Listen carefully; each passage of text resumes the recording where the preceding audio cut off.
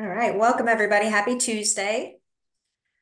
Thank you for joining us today. I'm going to give everyone another minute, 30 seconds to join us, and we'll go ahead and get started since we have only 30 minutes today.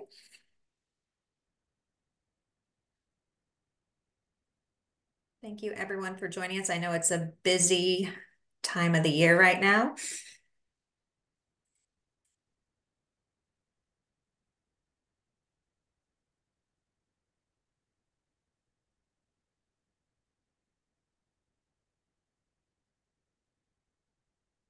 Happy almost officially summer.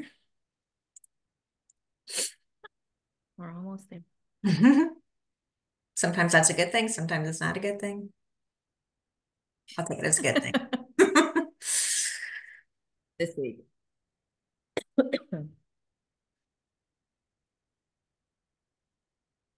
All right, well, I am going ahead and get started. Looks like it's a few more people joining us, so welcome everybody. We're going to go ahead and get started. My name is Andrea Young. I'm ECAC parent educator and communications lead, and welcome to our Tool Time Tuesday. I am excited to be joined by Carolina Hunter, another ECAC parent educator, and she's going to be going over one of our great resources that we have called Painting the Big Picture. Hopefully some of you may already be familiar with that, but if not, this is a great time to be joining us to learn all about this great tool. So without further ado, I'm going to hand that right over to Carolina. Thank you, Andrea. Now, I was going to say good morning to you all, but I think it's good afternoon. I don't even know the time of the day anymore. So I hope you guys are doing well. As Andrea said, I'm going to go over, I think for me, it's probably one of my favorite resources that we have. We have a lot of them, but this is one for me that's really kind of one of my favorites. So I'll start off a little bit with, we're going to break the ice a little with you guys. I think we can use our chat. So I always ask if you can have any talent, whatever it be, what would it be? So this is mine. I've always, my kids say I'm a dinosaur, but I grew up, I wanted to be able to paint. I don't remember his name exactly. Well, Bob I'm sure you all Ross. do, Bob but I Ross. want to, there we go. Okay, thank you so much. I just remember the hair. The channel I used to watch him on, but I always wanted to paint like him. I cannot. This is what I actually draw like, and that's as far as it goes. So if anybody wants to share a little bit about what they wish their talent kind of could be, feel free to put that in the chat for us. And while you are doing that, I will tell you a little bit about myself. So I am, as like Andrea said, Carolina Hunter. I am a parent educator with ECAC. I've been here for a little bit over a year, but I've been in this world for quite some time. Prior to working with ECAC, I worked with Disability Rights North Carolina, and I worked with a special ed team there. What brought me to this work is the boy with the crazy hair in the right hand, well, the top right hand side. He is what in our field we call our Y. He is diagnosed with ADHD, autism. We have some sprinkles of ODD, or so the doctor says, and he has a learning disability as well. My husband, who you can kind of see in all of these, the taller guy, he is full-blown ADHD. So in our home, we kind of have the full spectrum of it all. So they are really my why, but my son in particular, Liam, is because we've struggled through a lot of the things that our parents that we speak with on a daily basis struggle with, you know. It was an uphill battle for us. His struggle started kind of at 4 years old, and from there on, it's just kind of, for the first time ever, I will say, he got honors ever this year. So it's been challenging, but with a lot of the resources and tools that we have, I've used those really kind of to help him navigating the system too. So I'm definitely all about our resources for you all. So what's ECAC? I'm sure you guys all know this. So we are not a private nonprofit parent organization. We're really committed to helping families navigating all these systems. But I'm sure you guys all know that. And it's just kind of these are things which I'm sure you've all heard of. Our parent educators are here. We are all parents of children with disabilities.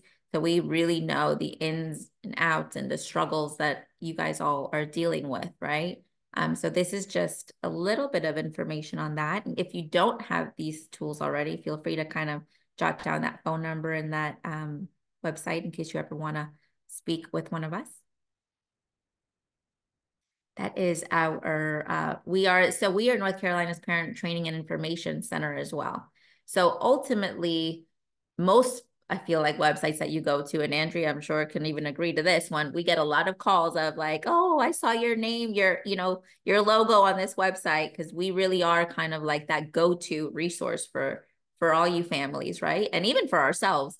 A lot of us started with our organization really as parents, just like you all, trying to navigate this system. So we are here to answer probably, hopefully, all the questions you have. If we don't have the answers, we find them somehow, some way. We work with some very knowledgeable, I would say, really women, because it seems like now we are just a whole group of women. And we have some that have been with us for up to, I think, 30 years to even kind of like my little baby 1 year. So we all are really here to kind of help train parents, families, do all that good stuff. Now, on top of the education piece, a lot of what we are really starting to kind of do now is the health piece as well. So, if you have questions in reference to, my child has Medicaid, I'm trying to maybe find out what waivers or services are available. Those are things that we're really doing now too. So that's just a little bit about us. Um, I don't need to read these all to you. These are just kind of some of our partnerships that we work with. And these are our outreach targets that we have. So we deal with all this, right? Families with young children, the underserved and rural families, our military families are a big part too, Native American families, and youths with disabilities. We have even a youth group that's great that we meet with, and we try to really kind of like empower them. They are amazing advocates. So we cover the whole state. So I think these are things you all know. Now, these are just kind of additional services that we provide, which is really kind of what you guys are all really here for today. So without further really ado, what I wanted to kind of get into with you guys is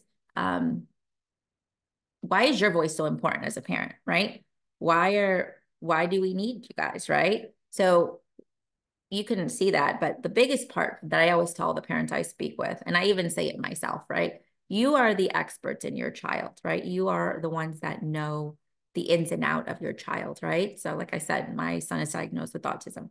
To someone else, he may appear to just be the troublemaker, and he gets in trouble for, Lord, I can't count how many times he's gotten in trouble, right? But I usually know there's been a trigger. There's something that's kind of done that, right? And that's what you guys all are in the knowing of, right? You know your child. So that's why this resource is kind of such a big one, because this is kind of like what I tell most parents is it's like your child's running. So does anyone here have a child with an IEP? You can put that in the chat. Or do you know, are you familiar with kind of what an IEP may look like? Okay, Sarah, yes.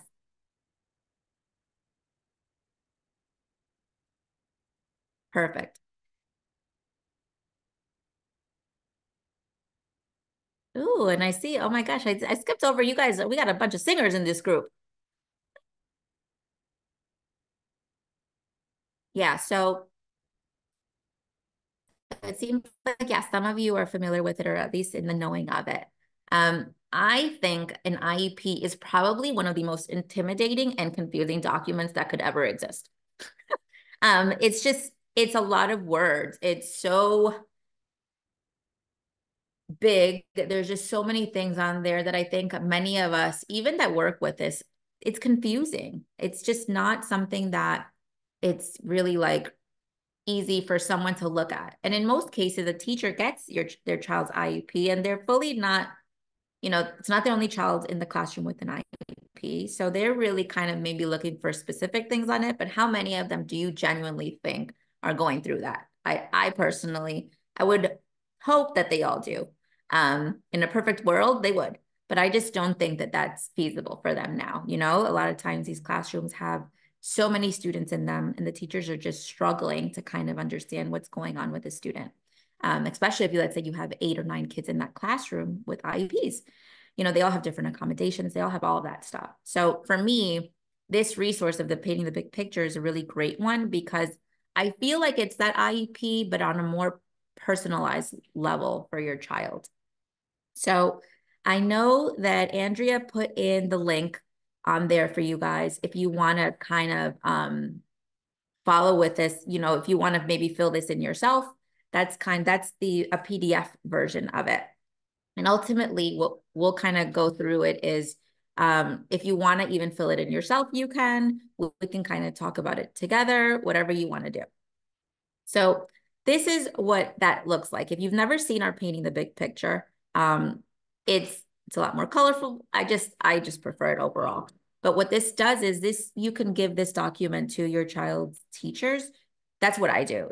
So when my son starts school, I am that parent that I show up to those open houses and I have this. He has 4 teachers. I give it to all 4 teachers. I give it to his EC teacher as well. Now, if your student maybe is not in school or your child is not, this is something you can share with even their therapist, their daycare center, a babysitter, anyone that really interacts with your child and works with them. I just think it's a really great tool. And it's something that a teacher can have and maybe not have to go through that IEP. So let's go to our first page here. So on here, you're going to see, so painting the big picture of, you even have the option, you can put your child's picture on there. So that's what I did. I printed my son's picture and I put it on all of them. And you'll put painting the big picture of, so you'll put your child's name there, right? On there, you can see it says, describe your child as a person and within your family, share interests, likes, dislikes. So you can put everything on, whatever you feel, right? About your child. And, I feel like sometimes an IEP seems a little more negative. And this right here, you can kind of put a twist to that, right? So put the positives on there. I would put, what Liam likes, the things that he likes to do. He's a different person at home than he is at school, right? So I'll put those things on there. Share what you love about your child. So I would put on there, my son is so kind that he won't even he likes to be helpful. He likes a job. If you give him something to do, he's all about it, right?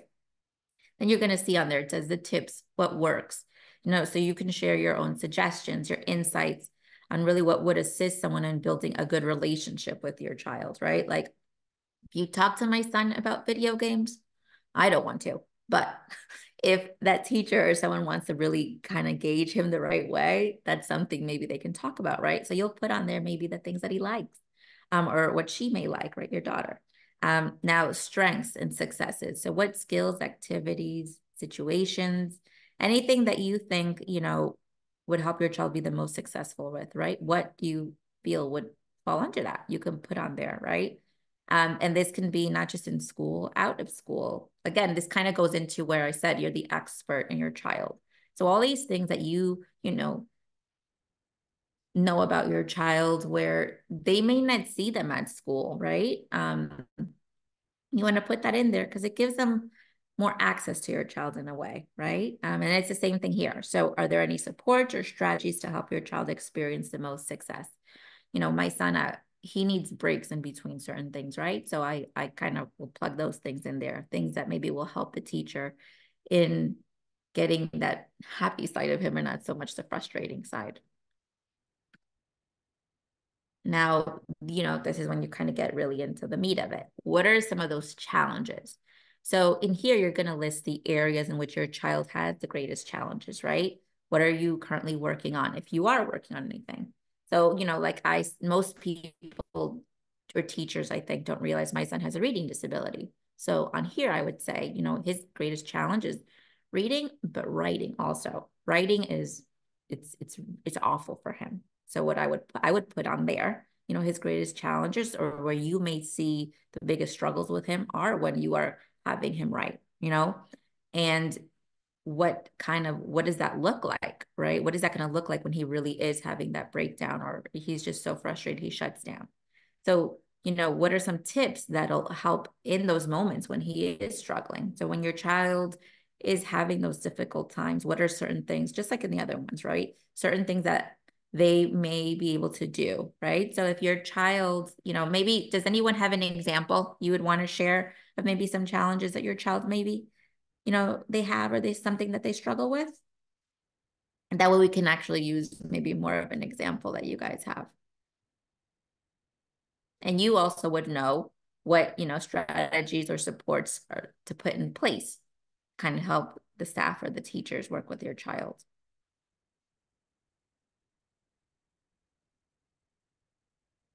Let's see what we got. Frustration tolerance. Okay. Running off into the woods. So are there tips that you feel that may be helpful in those moments? More time to visually orient themselves to the speakers. Yep. So those are things that, if those are challenges that you guys, I don't know if you can all see this, so I'll read them to you. We've gotten a few. So let's see. Gianna said frustration tolerance, right? So that would be a challenge, right?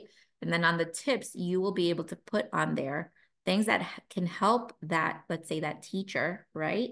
That's working with your child, maybe things that they can do um, in those moments, or Dan said, that his child sometimes goes running off into the woods. What are some tips or things that work to help to prevent that, things to maybe put in place, right?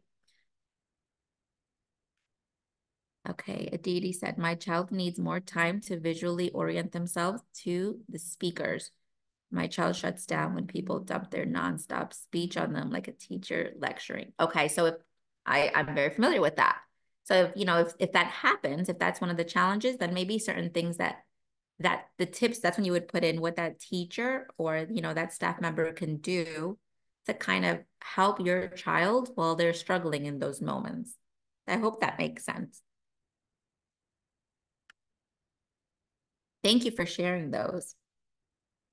And then you're going to see on here, dreams and visions, right? So this is similar to that IEP, right? But, so you're going to describe what your vision for your child's future is, right? What are your child's dreams and goals? When you have that IEP meeting, you are asked, right? Like, what's your vision for your child, right? But I feel like on this is more, you can really be very transparent and put what you feel, what you really do see for your child, right? So and you see on there's goals for the next 12 months, and then there's long-term vision goals, right? I would say my son's going into middle school. My goal for him is for him to be able to really just advocate for himself and be able to kind of, control himself to a way where he can tell a teacher or someone what's frustrating him, and that long-term vision is for him to go to college. And if that's what he chooses, right? But that would be what my vision is. And I'm sure you all have either similar ones, different ones. You can put that all in there. And then on there, it's very similar again. So what are the tips? List any tips or suggestions that you believe will assist your child in achieving these dreams, right? My son needs a teacher that's firm, but also kind. He doesn't respond very well with just like the lecturing, and that's just, I don't know, many people do. Some people do, but I know mine does not. So this is kind of where you go in again to what your child is, what you know about your child.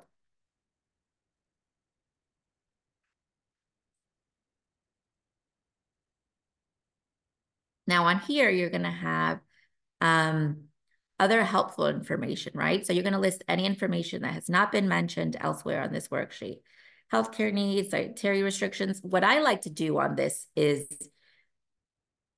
so their IEP might, your child's IEP, if they have one, that's where, they have accommodations and everything listed on there. I personally feel like those get skipped over.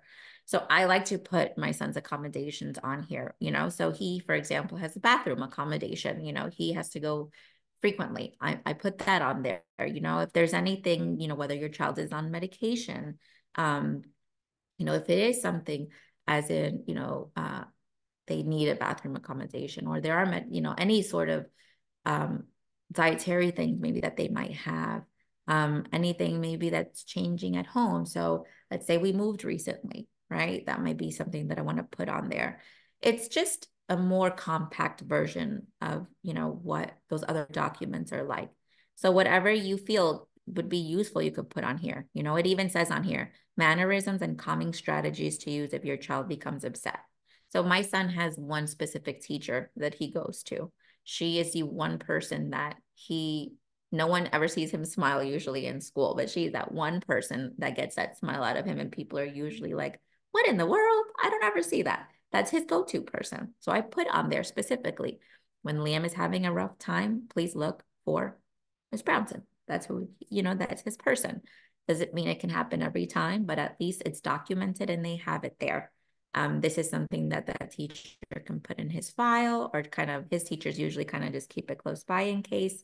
So those are just little useful things you can put on there.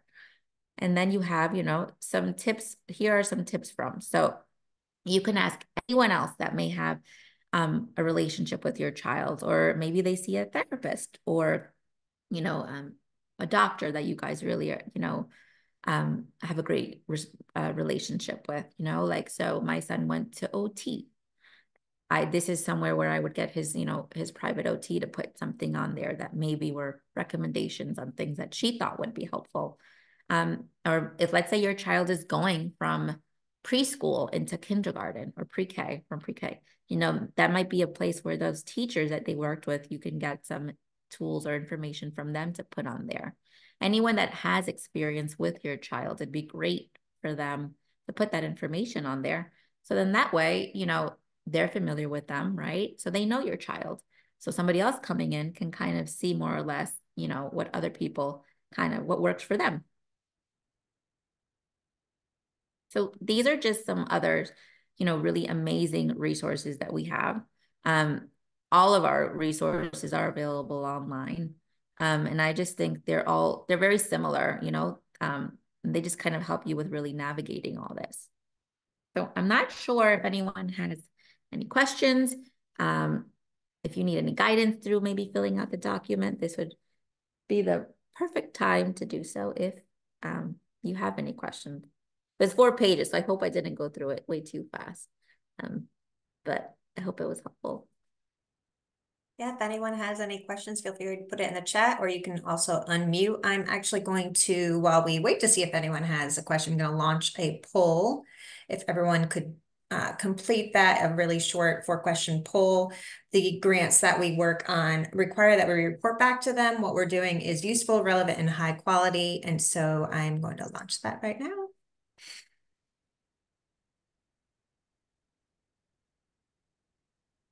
And it's the perfect time if you do want to fill something like this out, because most of your kids, I'm sure, are out for summer break.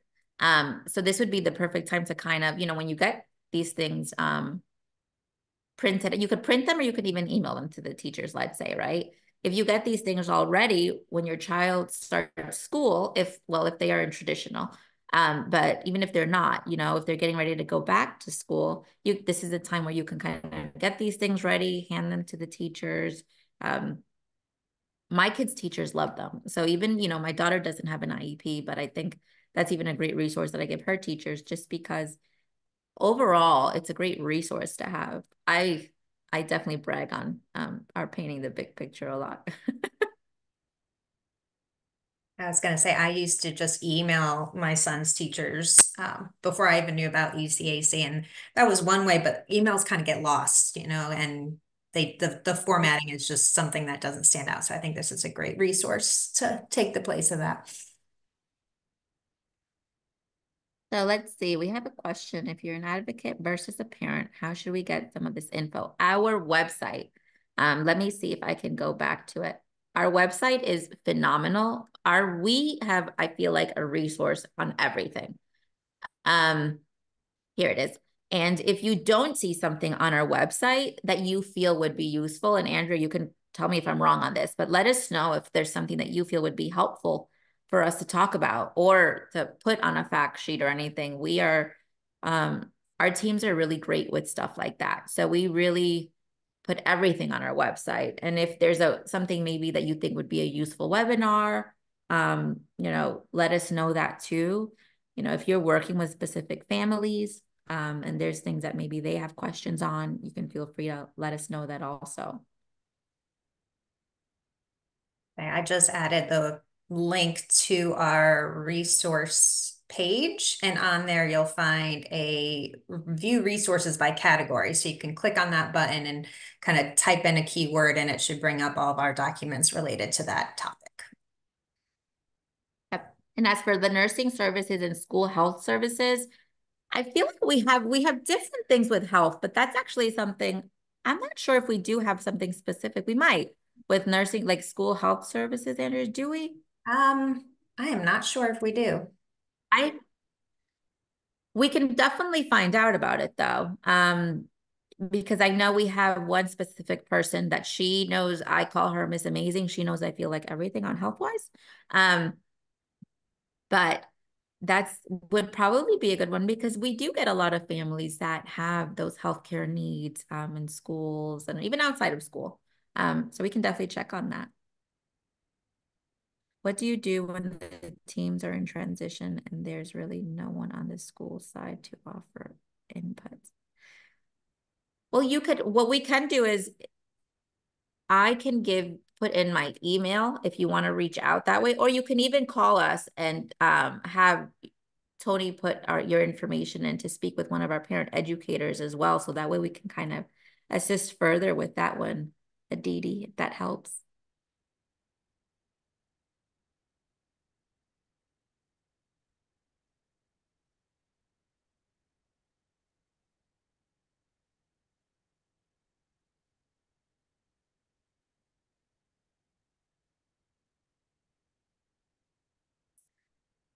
Okay, are there any other Yep. So if questions?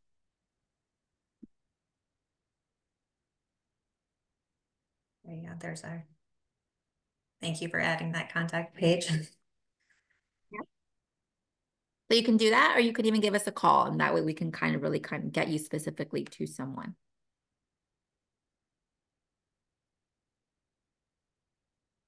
I would say the same for you too, Sarah. If you give us a call, I'm sure that they can get you connected. Uh-oh, Lucy. Hold on. Did we miss Lucy? And a parent whose child is going to get evaluated for the AC program going into Durham BK use the parent educator service. Did you know if it was?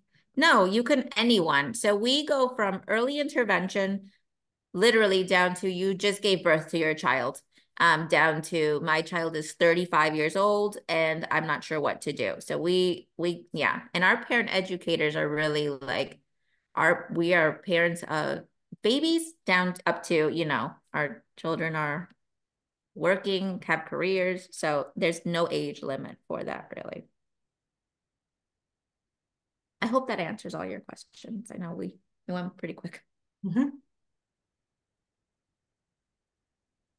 Great. Well, I do want to mention our Tool Time Tuesday for next Tuesday, and that will be the IEP Roadmap for Families, another great tool that ECAC has, and Mandy Sonnenberg, our PTI manager, will be presenting that information. So put that on your calendar, and I hope you'll join us again. If there are no further questions, we will go ahead and say goodbye, and I hope you have a good rest of your Tuesday, and thank you for joining us. Thank you guys. Thank you.